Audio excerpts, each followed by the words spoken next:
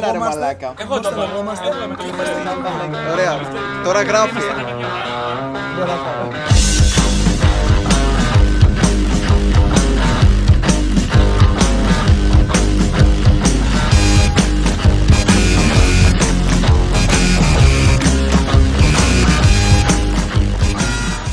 Μισή μέρα πριν τον αγώνα, παιδιά, δεν μπορώ να παίξω. Κατακοκκίνησα όλη τη θάλασσα, κατακάηκα, δεν μπορώ να κουνηθώ. Λοιπόν, από τη δικιά μου μεριά, εγώ δεν ήξερα καν για τη δημιουργία της ομάδας. Απλά έλαβα μία μέρα ένα τηλέφωνο από τον Παντελή.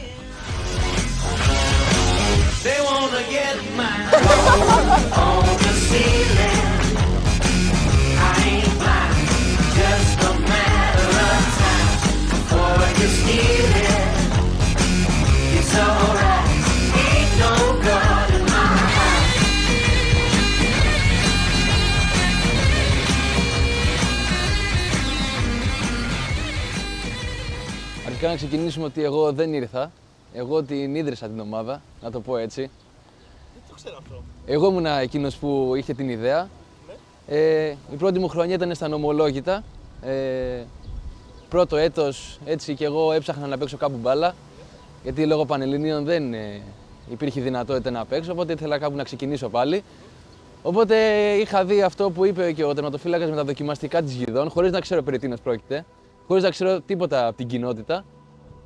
Έτσι πήγα και πήρα μια γεύση και θυμάμαι, έπαιζα LOL εκείνη τη μέρα, ήμουν στον υπολογιστή μου και με παίρνει τηλέφωνο, μου λέει θυμάσαι που ήμασταν πέρσι στο προπάθλημα. Και του λέω ναι, ψήνεσαι ρε εσύ να ξανακατεύουμε με καινούργια ομάδα, έχω πει με τον Ανάργυρο να φτιάξουμε μια ομάδα. Του λέω ωραία, μέσα υπολόγιζε.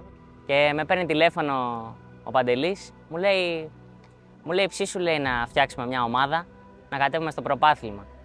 Εγώ τα ήξερα τα παιδιά, πήγαινα και τους έβλεπα στα νομολόγητα και του λέω ρε φίλε να την πιάσουμε, να τη φτιάξουμε την ομάδα. Του λέω εγώ τι θα κάνω, γιατί δεν μπορώ να παίξω λόγω του ώμου μου. Και μου λέει έτσι, σαν συντονιστής να είσαι, να δίνεις ξέρεις καμιά οδηγία και τέτοια. Του λέω ρε φίλε ωραίο θα είναι αυτό, ας το κάνουμε. Με βάζει εκεί στην ομαδική με τα υπόλοιπα 12 παιδιά. Και ξαφνικά με βάζει σε ομαδική με 12 άτομα. Με 12 άτομα. Λέμε γεια σας, καλησπέρα. Δεν τους ήξερα, αν εξαιρέσεις ένα άτομο, δεν ήξερα κανέναν. Και αποφασίσαμε να ξεκινήσουμε έτσι στο ξεκάρφωτο. Εγώ καλησπέρα, ξέρω και αυτά, και λέει, γράφει ένα μήνυμα και λέει, ορίστε, λέει και ο προπονητής, λέει σε εισαγωγικά, που θα λέει έτσι λίγο πώς παίζουμε, τι θα κάνουμε. Αυτό, και από εκείνο το σημείο και μετά εγώ, επειδή έχει τώρα στο σημείο που έχουμε φτάσει, έχει αρχίσει να μου αρέσει πολύ αυτό που κάνω στην ομάδα.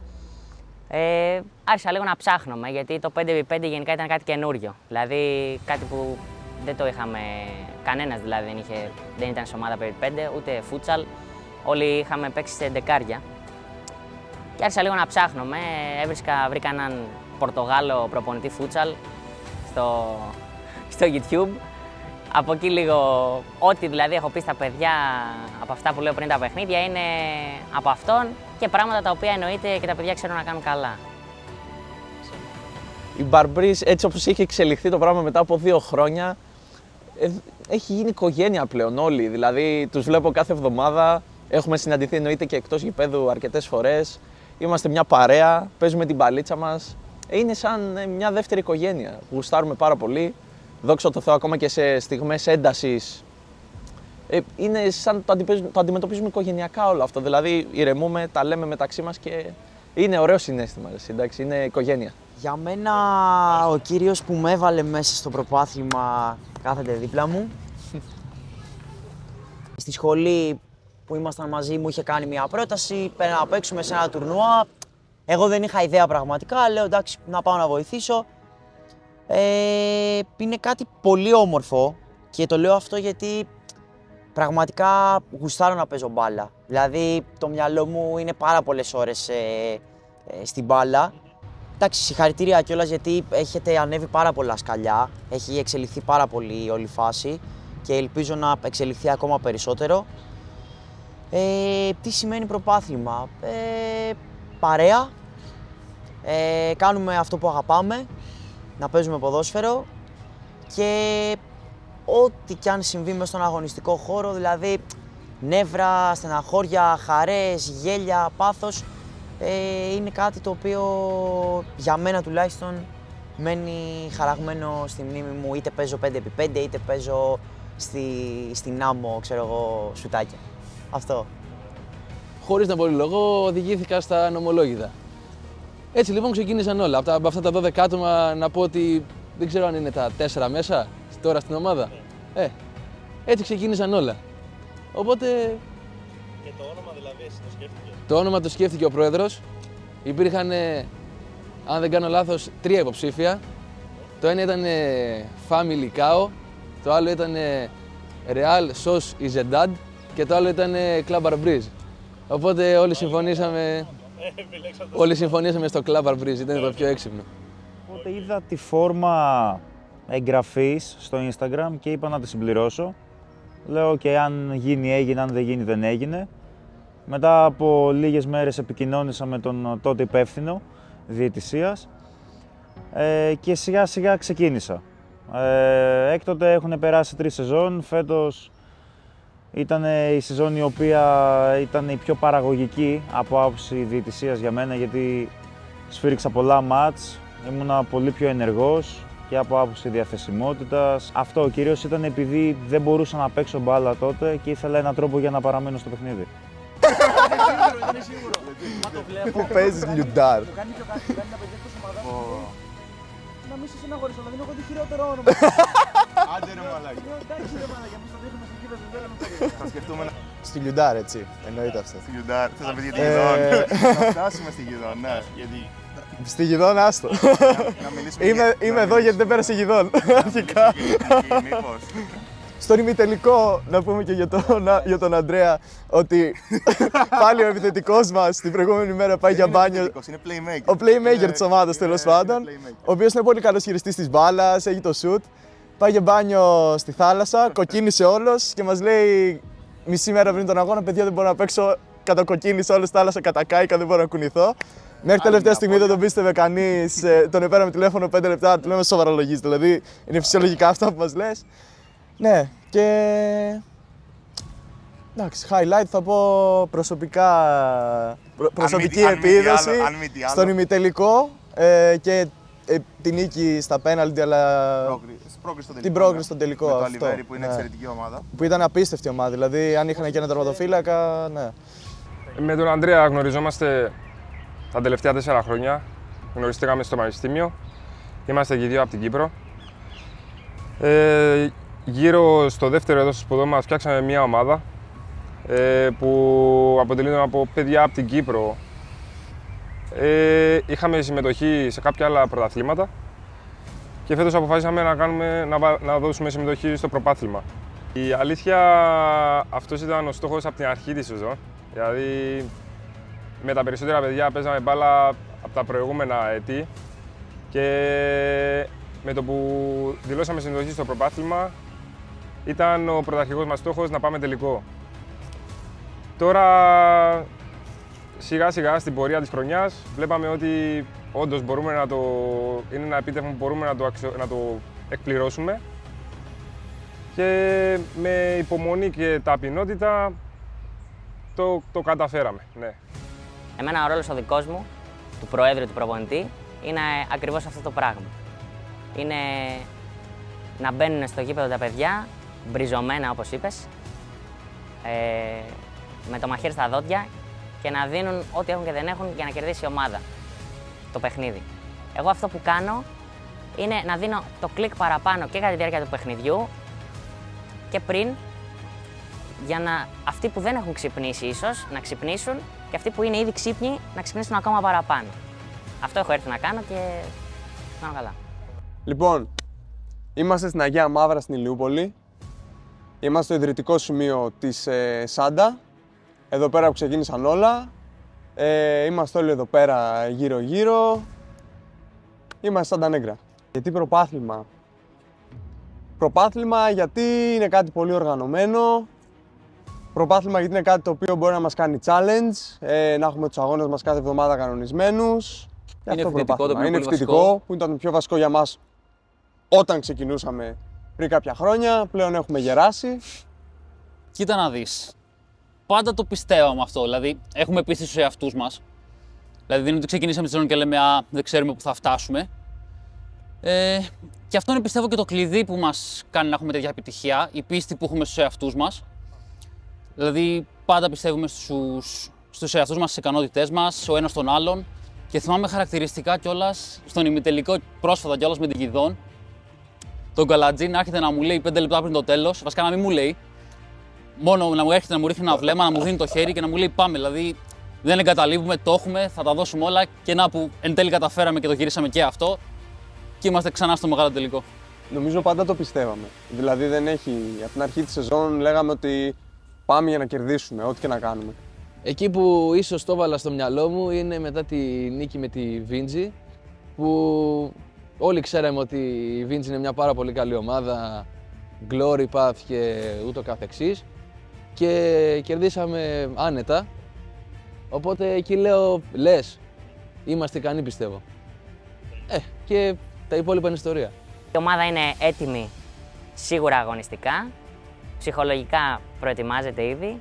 Έχουμε μερικές μέρες ακόμα να προετοιμαστούμε. Και εντάξει, το πιστεύουμε, το θέλουμε, το αξίζουμε και θα το πάρουμε.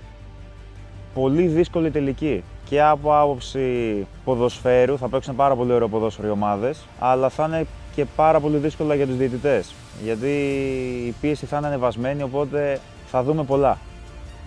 Θα είναι ένας πάρα πολύ δύσκολος αγώνας. Παίζουμε με την πανήπειρη Σάντα Νέγκρα, που αγωνίζεται εδώ και 5 χρόνια, 4-5 χρόνια, αν δεν κάνω λάθος, στο πρωτάθλημα.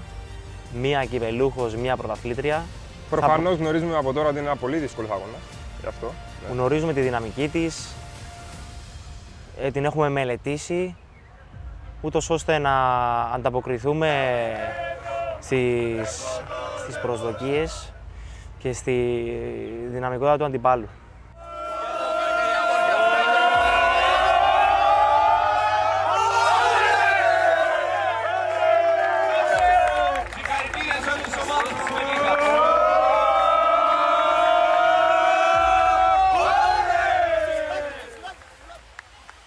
Σαν ατομικό highlight όμως, εγώ θα πω, Όντως, όχι για να δείξω τον εαυτό μου, αλλά στο μάτς των 16 με τους Παπί, μια πολύ καλή και ποιοτική ομάδα και καλά παιδιά, είμαστε να κατέβουμε 6 άτομα.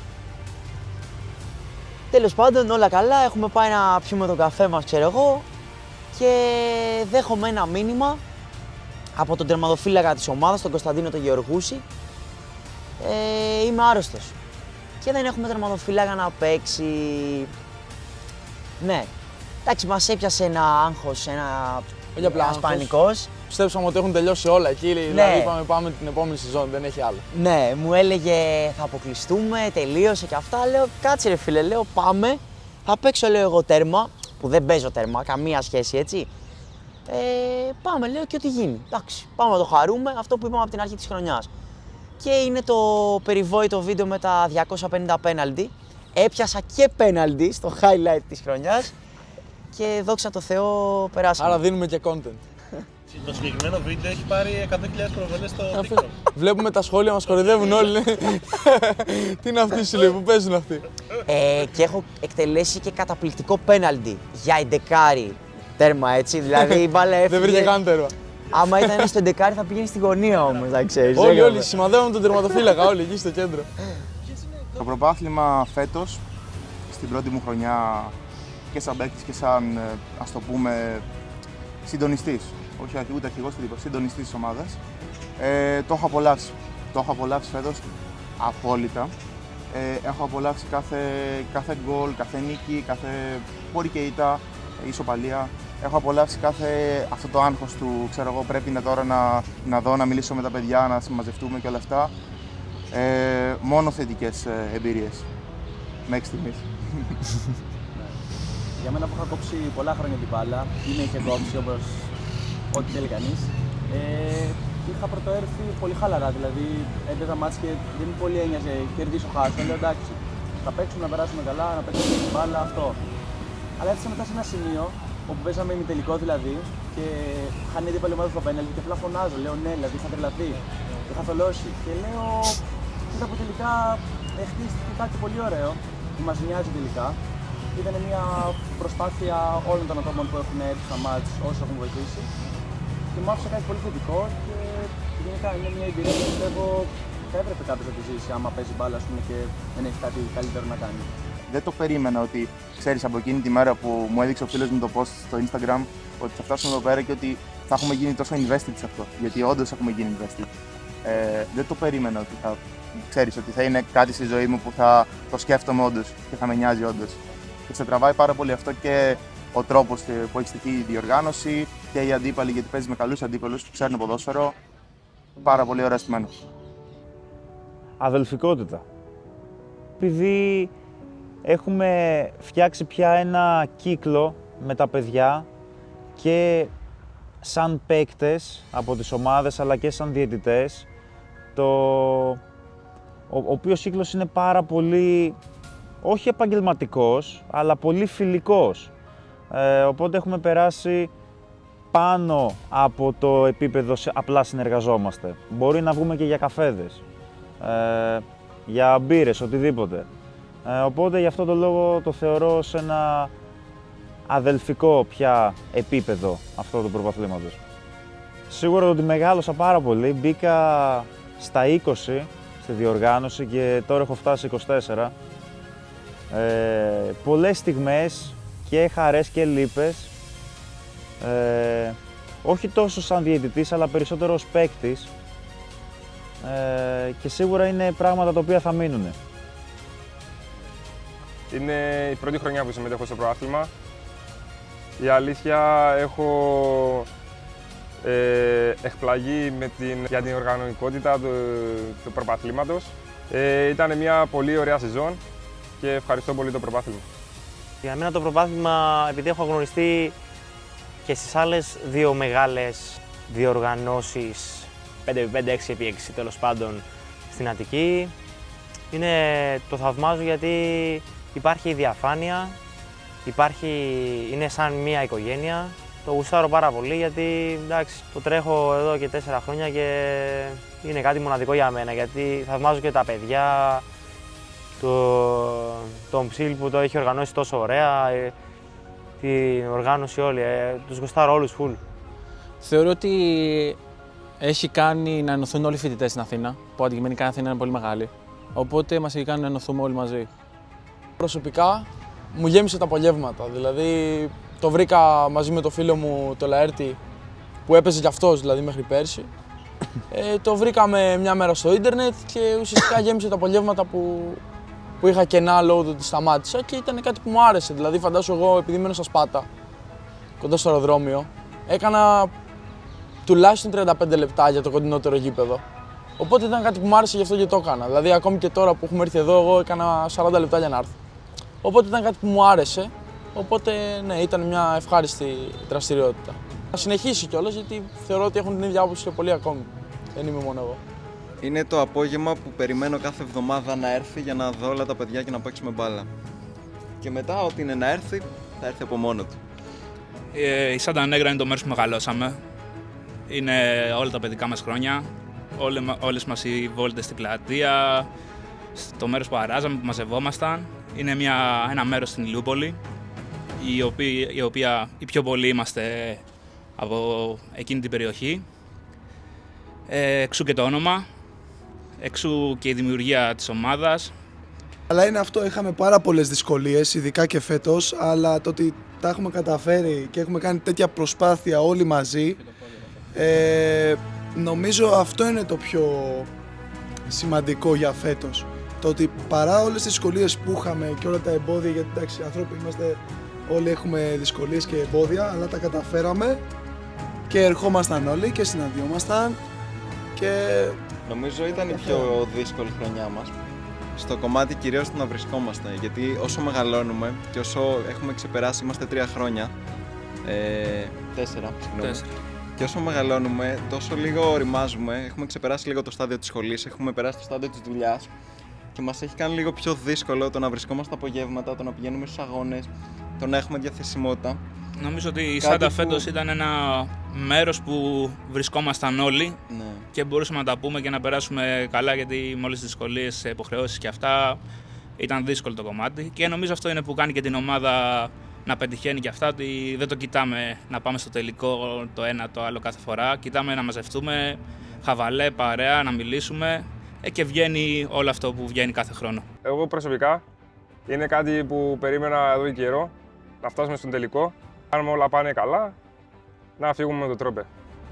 Φρατέλος είναι το όνομα της ομάδας μας, Φρατέλος είναι τα αδέρφια και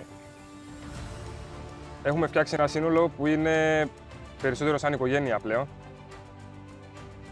και εύχομαι, αν πάνε όλα καλά, να συνεχίσουμε και για περισσότερα. Αλλά και να μείνουμε ενωμένοι και να διατηρήσουμε αυτή τη φιλία για πάρα πολλά χρόνια. Ευχαριστώ, παιδιά. Μια χαρά. Κοιτάξτε, και οι δυο μας στην αρχή παίζαμε σε άλλη ομάδα. Ήμασταν μέλη πριν 2 χρόνια στην ομάδα Λουζαζούλ. Είδα σαν παράρτημα με τον Αστέρα Χιαστού, που είναι και έτσι γνωστή ομάδα του προπαθλήματος. Η χειρότερη στιγμή νομίζω ήταν λίγο, είχαμε ένα δύσκολο ξεκίνημα. Είχαμε έτσι κάποιες ήττες, κάποιες έτσι ισοπαλίες, δεν ξεκινήσαμε καλά. Με τον καιρό βέβαια βρήκαμε τα πατήματά μας, αλλά νομίζω έτσι οι πρώτα 5-6 μάτς τη σεζόν ήταν και τα πιο δύσκολα. Εγώ θα πω τον Χρήστο τον Αυγέρη. Νομίζω ότι είναι ο σκόρερ της ομάδας και σε κάποια μάτς που δεν έχει παίξει έχει φανεί η απουσία του. Συνήθως ή μπορεί να έχουμε κερδίσει δύσκολα ή να έχουμε χάσει. Δεν του το λέμε για να μην παίρνει τα πάνω του πολύ, αλλά νομίζω είναι αυτός, ναι. Να έχουμε πάρει τον τίτλο και να έχουμε αξιοποιήσει καλά το έπαθλο και να έχουμε κάνει έτσι και ωραίες εμπειρίες με τα παιδιά. Να πάμε να το γιορτάσουμε κάπου μετά, ασχέτως είτε κερδίσουμε είτε χάσουμε. Θα κερδίσουμε λογικά μάλλον. Αυτό.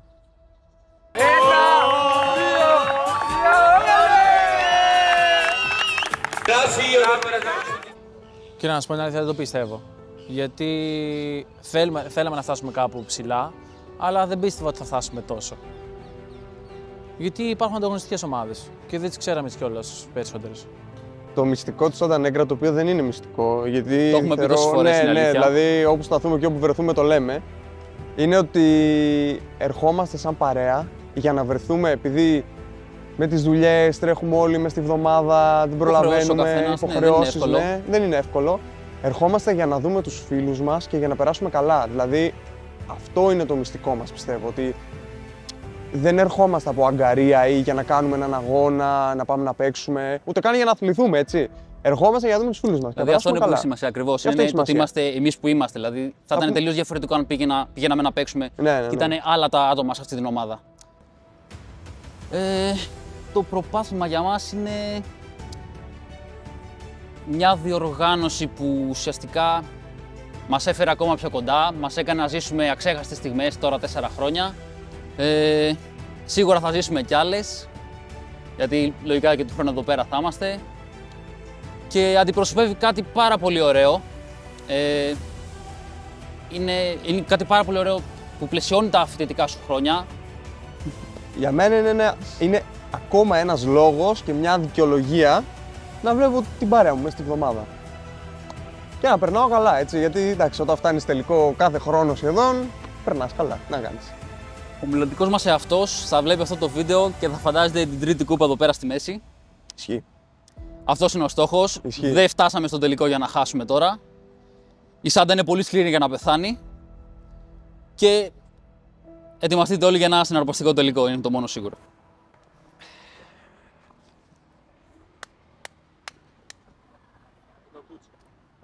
Κοίτα, ξεκινήσω εγώ γιατί είναι μεγάλη ιστορία και ξεκινάει από μένα. Σωστό. Πριν 4 χρόνια αποφασίσαμε με ένα φίλο μου, αφού είχαμε σταματήσει το ποδόσφαιρο ερασιτεχνικά, αποφασίσαμε ένα μεσημέρι να κατέβουμε εκεί για να γεμίσουμε κάπως τα απογεύματά μας. Κατεβάσαμε τον τεμπελαϊκό, όσοι ήταν χρόνια στο προπάθλημα το θυμούνται. Και από εκεί και πέρα, όταν σταμάτησε το Τεμπελαϊκός, αποφασίσαμε τα παιδιά που ήμασταν στη σχολή να ξεκινήσουμε έτσι μια ομαδούλα παρέα, να παίζουμε, να βγαίνουμε μετά, να τρώμε, να πίνουμε λίγο έτσι. Και συνεχίστηκε έτσι και είμαστε εδώ που είμαστε τώρα. Αυτό ήταν κυρίως το κόνσεπτ. Και ένα παιδί επίσης που λείπει και αξίζει να αναφερθεί, ο Τάσος ο Καμακάρης, λόγω ηλικίας δεν μπορούσε να είναι στα play-off. Ήταν αυτός που έδωσε και το έναυσμα, ας πούμε, για να ξεκινήσουμε. Και αξίζει να αναφέρουμε ότι οι 4 από τις 6 ομάδες στους τελικούς, Serenity, Dignity, Glory, είναι από τον όμιλό μας. Δηλαδή έχουμε, εντάξει, ήταν πολύ δυνατός ο όμιλος. Εντάξει, ήταν ο δυσκολότερος, ναι. Φέτος ήταν ο δυσκολότερος. Ναι. Εντάξει, ναι, δεν έχει να λέει. Ένα μήνυμα. Εντάξει, δεν έχω να πω κάτι στα παιδιά. Δίκιο έχουν σε αυτό που λέγανε, στο ότι έπρεπε να κερδίσουν το μάτς. Απλώς αυτό που προείπα, ότι ένας τελικός είναι ένας τελικός. Καλή τύχη, να γίνει ένα όμορφο μάτς, να μην έχουμε τραυματισμούς κλπ. Δεν έχω να πω κάτι. Νομίζω ότι αυτό που έλεγε και ένας προπονητής μας στο εντεκάρι, προφανώς, ότι το γήπεδο είναι ο καθρέπτης των παικτών και γενικότερα της εικόνας μιας ομάδας. Τώρα, όποιος είναι καλύτερος, ας κερδίσει αυτό. Απλώς, σαν ομάδα, σαν αμήν, αυτό που ξεκινήσαμε να έχουμε, είχαμε και θα συνεχίσουμε να έχουμε, ότι είμαστε ταπεινοί, κρατάμε χαμηλά την μπάλα, δεν θέλουμε να πούμε πολλά πράγματα, ό,τι γίνουμε στο γήπεδο. Αυτό. Δεν θα δημιουργήσουμε μπιφ, δηλαδή αν υπάρχει αυτή η επιθυμία δεν θα γίνει πραγματικότητα. Όχι, προς Θεού. Εγώ ελπίζω να πίνω τον πρωινό μου καφέ από το κύπελο. Μην το χαλάσεις όμως, δεν ξέρω αν η καφέινη κάνει, εντάξει. Εγώ προσωπικά θέλω να ευχαριστήσω όλα τα παιδιά που παίξαμε μαζί, που μοιραστήκαμε τα γήπεδα που πηγαίναμε. Ήταν πολύ όμορφο, είχε τα πάνω του, τα κάτω του και ό,τι και να γίνει στον τελικό, εγώ αισθάνομαι γεμάτος. Εντάξει, προφανώς χτύπα ξύλο, θα στεναχωρηθώ αν το χάσουμε, προφανώς και θα τρελαθώ αν το κερδίσουμε, αλλά θέλω να πω ευχαριστώ σε όλους. Ήταν πολύ όμορφη χρονιά και ποιος θα το έλεγε ότι μέχρι τον Ιούνιο θα παίζαμε ακόμα μπάλα. Δεν το πίστευε κανείς από εμάς. Έχουμε την άβρα του με τη Λίμπαρ, γι' αυτό. Καλά, αυτό κόφτω.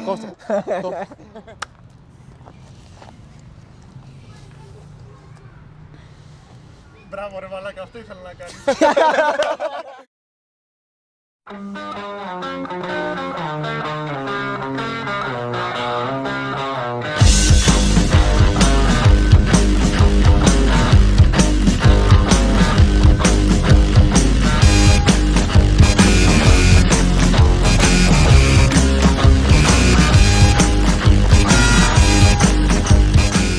Ωραία, κάτσε να του πω τι να πει. Ας το απαντήσει ο ίδιος, δηλαδή εμείς εδώ. Να του δώσω το μικρόφωνο, ναι, να του βάλω εδώ το μικρόφωνο άμα θέλει. Θα κάνει μια ερώτηση. Κοιτάζω πάνω. Σταθερά. Σταθερά, δηλαδή. Εδώ πέρα, ρε παιδί μου, κάπου εδώ. Εκεί. Κοιτάζω εκεί και μετά κοιτάζω την κάμερα. Ναι, θα σου πω.